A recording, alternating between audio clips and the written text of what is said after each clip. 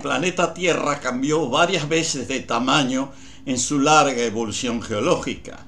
Las principales teorías sobre el origen y evolución planetaria lo ignoran. Postulan que la Tierra tuvo siempre el mismo volumen, desconociendo los cambios de estructura interna que seguramente sufrieron los minerales del interior de la Tierra durante su evolución. En esta presentación procuraremos explicar la naturaleza y las causas de ese aumento de tamaño.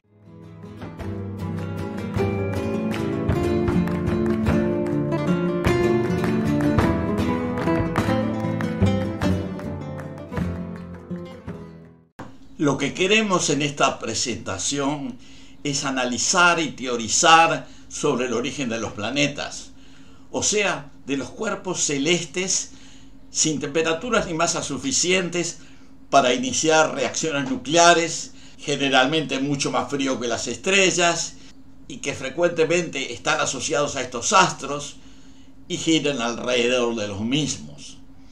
Partimos de la base que se considera que los planetas se forman como el resultado de la acreción de partículas o fragmentos sólidos de variados tamaños llamados planetesimales, creándose un núcleo inicial al que se van incorporando nuevos aportes hasta agotar o casi agotar la disponibilidad de planetesimales en la proximidad de la órbita planetaria original, y en ese momento la masa del planeta dejaría de aumentar en forma significativa y se estabilizaría por los millones de años que dure su evolución. Estos planetesimales son de diferentes tamaños y variada composición, que se integran durante todo el proceso de acreción. Como resultado, la masa interior de los planetas es muy heterogénea. En el caso de la Tierra se considera que no hubo fusión total del planeta, a lo sumo fusiones parciales, que todavía ocurren en la actualidad. Debido a esa heterogeneidad, los planetas no se estructuraron en capas definidas y pudieron haber quedado volúmenes de mayor masa cerca de la superficie y viceversa. La acreción de los planetesimales fue simultánea con fuertes impactos entre los diferentes fragmentos, y por esa razón se puede decir que los planetesimales terminaron transformándose en impactitas, o sea, rocas constituidas por minerales, producto de los trillones de impactos que se caracterizaron y aún se caracterizan por estructuras cristalinas de alta densidad.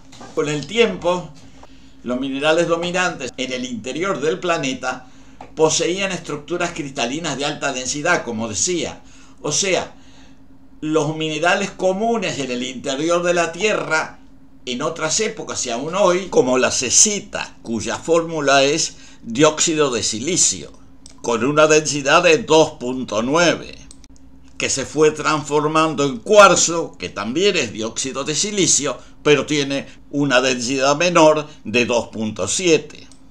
Del mismo modo, la stishovita, que también es un dióxido de silicio, tiene una densidad incluso mayor, de 4.28, y en la cercanía de la superficie puede evolucionar a cesita o a cuarzo. Son raros o inexistentes en la superficie. Son minerales de alta densidad que no existen en la superficie en cantidades abundantes. Esto ocurre porque en las zonas superiores del manto y la corteza, donde la presión es menor, los antiguos minerales con estructuras minerales densas sufrieron cambios, transformándolos en otros minerales de menor densidad, con estructuras cristalinas adaptadas a una menor densidad.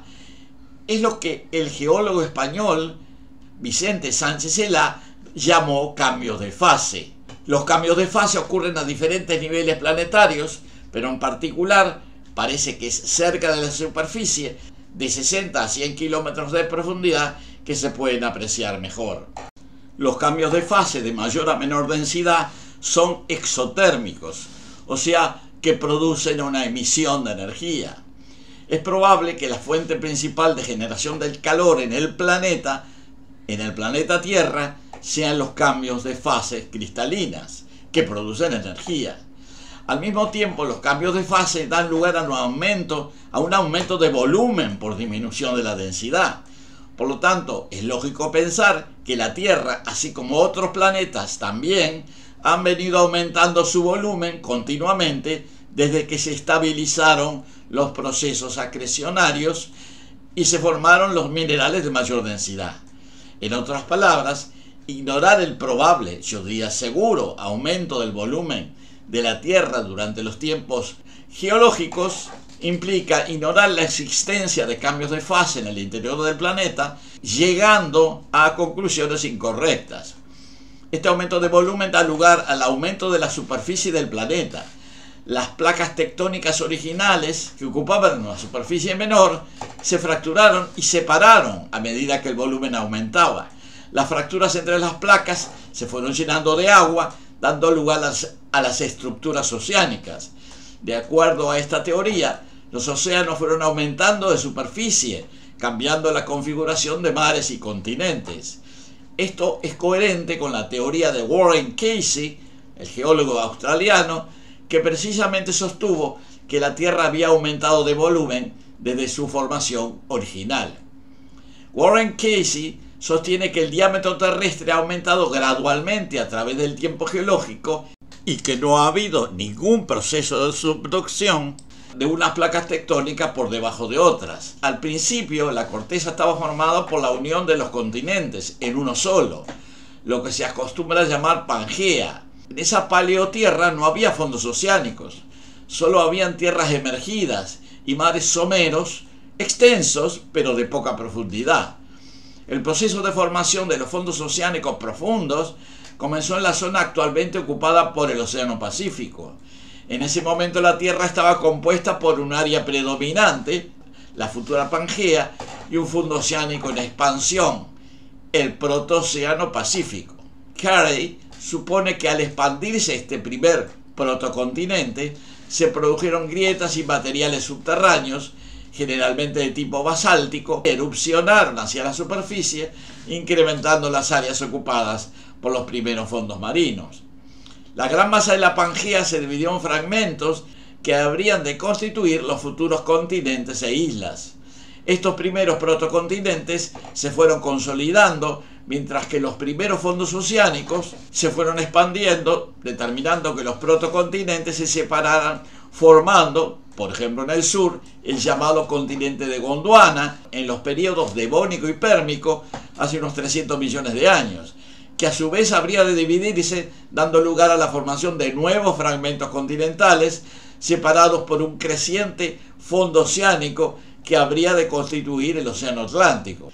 Este proceso comenzó probablemente en el período Jurásico, hace unos 200 a 150 millones de años. Durante los años subsiguientes, los fondos oceánicos continuaron expandiéndose, sobre ellos se derramaron coladas basálticas sucesivas y esa expansión continuó hasta el presente.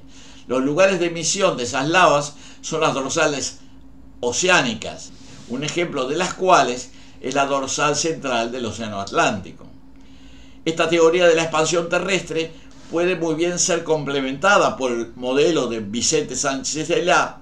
Había sido sugerido por otros autores como Laszlo Egyet y Hugh Owen, que presentaban un modelo en el que la energía necesaria para desarrollar estos procesos de expansión podría provenir de cambios de fase minerales exotérmicos en la base de la corteza.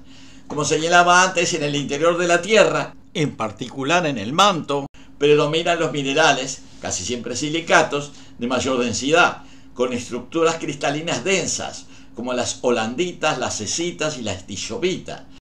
En cierta medida, como explicaba al principio, estas mayores densidades se deben a la formación por impactos de los materiales rocosos del interior de la Tierra cuando se agregaron los planetesimales y en ellos se almacenó gran parte de la energía potencial original del planeta. Digamos que estos minerales tienen densidades cercanas o mayores a 3. Sánchez Elá llama a estas rocas y materiales dencialitas.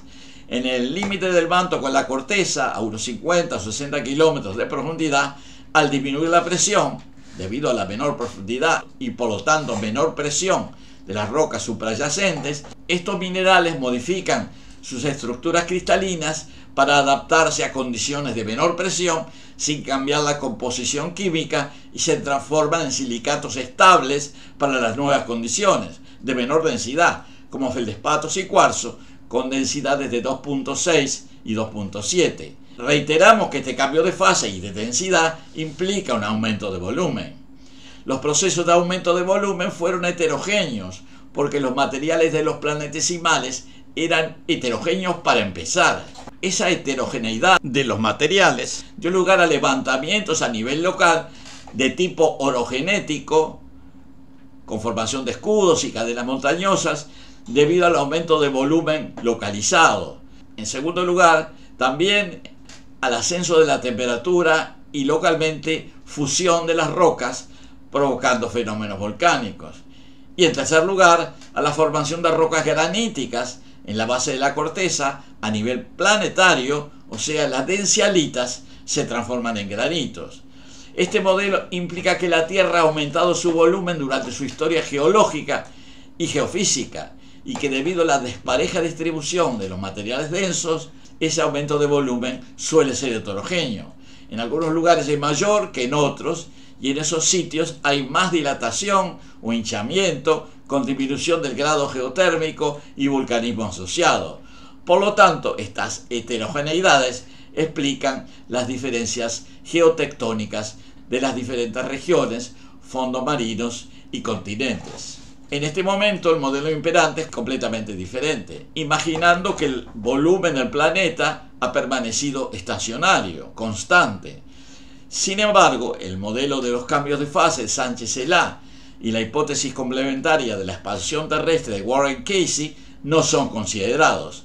Desde mi punto de vista, es hora de que se empiece a plantear este nuevo modelo integrado que proporciona una explicación mucho más racional a la evolución planetaria.